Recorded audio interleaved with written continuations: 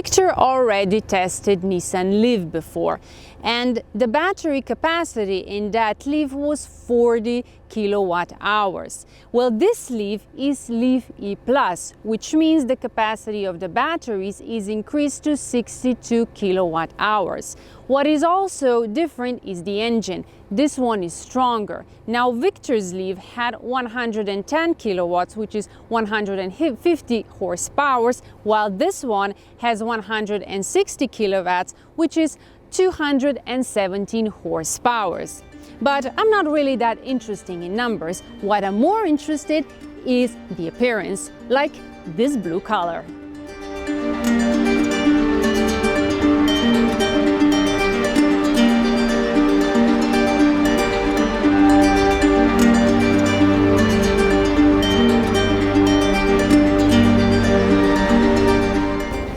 I kind of got used to that. Now most of the cars come into colors, although this one, it's actually an optional color, and it is nicely combined with the black. You have black roof and some black extras.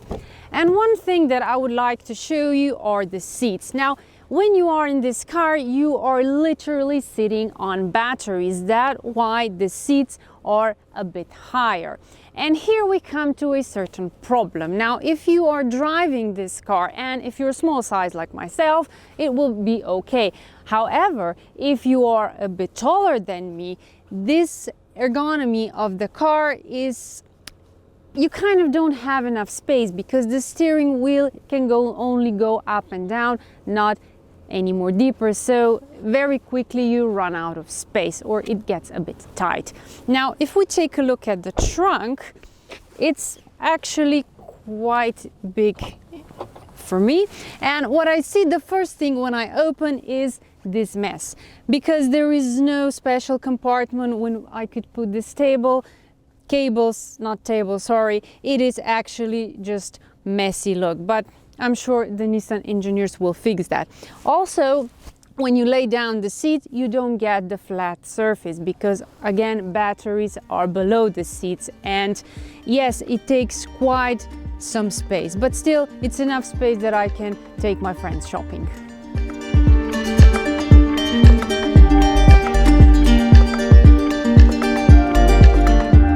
I'd like to say my piece as well. If you're thinking about choosing either of the Leaf models, you should know there's no differences with the interiors. The change comes with the batteries, range, and the electric motor.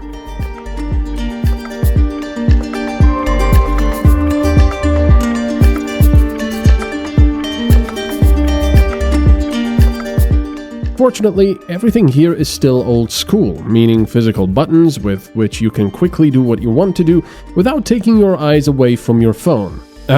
From the road.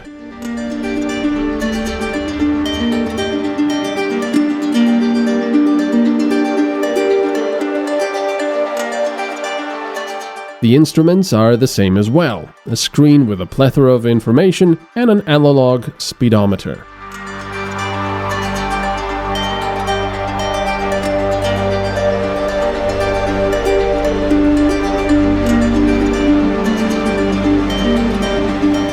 The rear seats are heated, even though the control buttons are placed in an odd location, on the side of the front seats. The doors open very wide though, so that's practical.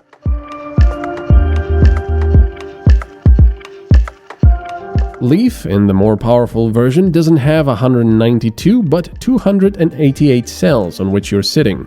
Because their density has increased as well, that translates into 55% more energy. Depending on where you live, you might need a subscription for the fast charging stations. The electricity itself also isn't as cheap as you might expect, at least over here. As far as how clean the electricity you're getting from the network is, we could debate that for quite a bit.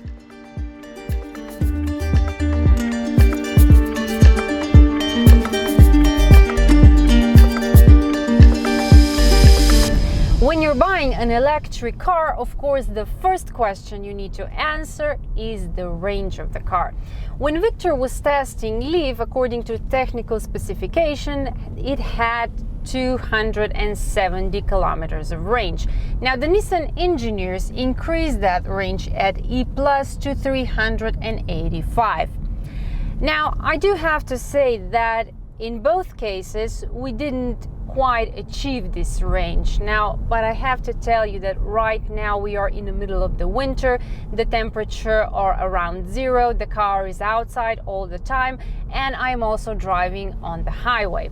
So if I'm thinking now, if the temperature were higher for about 15 degrees and if I let the highway out, I could easily make about 350 kilometers range with this Nissan E Plus. Nissan is continuing to use batteries without thermal management. This means these cells will often be below the optimal 20 degrees in winter and most likely above that level in the summer. The result is faster wear and tear and lower capacity over the years. Data shows the second-generation batteries to be a little more durable, but you can still expect about 15% capacity loss after 5 years. The Leaf E Plus starts at €44,500, while the better-equipped one costs €47,000.